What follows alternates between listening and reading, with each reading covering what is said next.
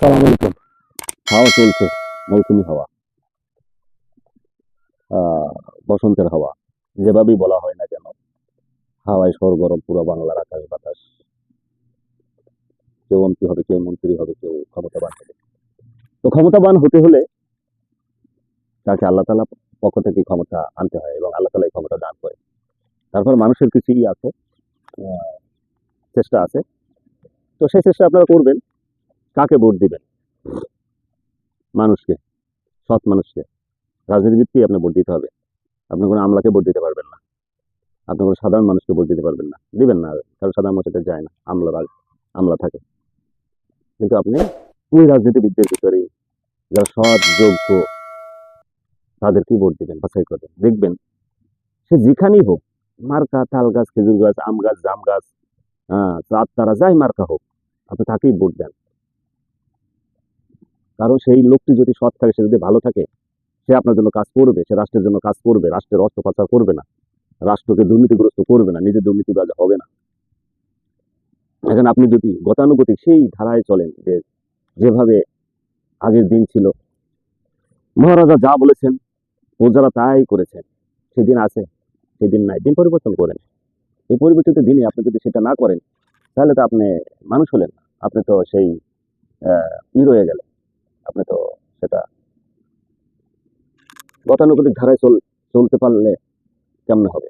যদি চলেন, আপনাকে পরিবর্তন করতে হবে, আপনাকে এমন মানুষকে বাছাই করতে হবে আপনি, যাতে তার কাছে বলতে পারেন, তার কাছে যেতে পারেন, তার কাছে যেতে যেন 10টা 15টা গেট না থাকে। গেট গেটবিহীন লোককে আপনাকে নির্বাচিত করতে হবে।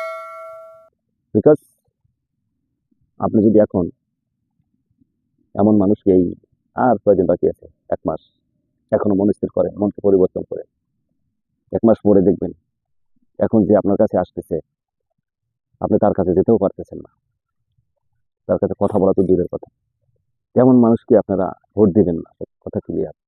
ঋণ খেলাপিকে ভোট দিবেন না, দুর্নীতিবাজকে ভোট দিবেন না, মাদক কারবারিকে ভোট দিবেন না, চাঁদাবাজকে ভোট দিবেন না, টাকা পাচারকারীকে ভোট দিবেন না, চরিত্রহীনকে ভোট দিবেন না। এইগুলো যাদের ভিতরে নাই তাদেরকে ভোট দিবেন। সে হোক স্বতন্ত্র, অতন্ত্র, দলীয়, নির্দলীয়, তাকে ভোট দিবেন। মনে রাখবেন, আপনার শুধু একটি ভোট, একটি সামান্য নয়, এই একটি একটি ক্ষমতা নিয়েই সে কিন্তু ক্ষমতাবান হয়ে অপকর্ম করে, অন্যায় করে, অবিচার করে। যেখানে মানুষ, হাজার হাজার মানুষ জীবন দিয়েছে, সেই মানুষের রক্তের ঋণ শোধ করার জন্য হলেও আপনাকে সচেতন হওয়া দরকার। আপনি জাগুন, ঘুম থেকে জাগুন। কারো কথায় না, কারো প্রভাবিত হয় না, কারো কাছ থেকে 500, 1000, 2000 টাকা নিয়ে নয়।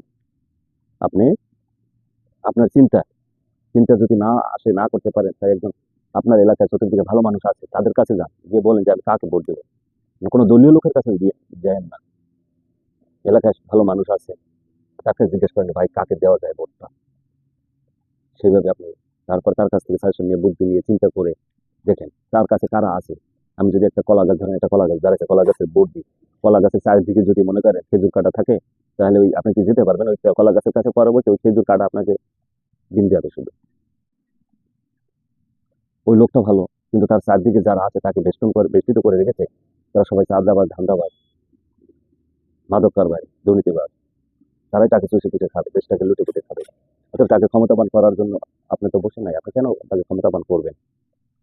অতএব সৎ মানুষ, যোগ্য মানুষ, সে যেখানে হোক, যে দলের হোক, যে মতের হোক, যে ধর্মের হোক, দলীয়, নির্দলীয়, তত্ত্বাবধায়ক দলীয়, কোনো দলীয়, যে দলীয় হোক, আপনি যদি মনে হয় মানুষটাকে ভোট দিলে কি হবে, তাহলে আপনি তাকেই ভোট দিবেন।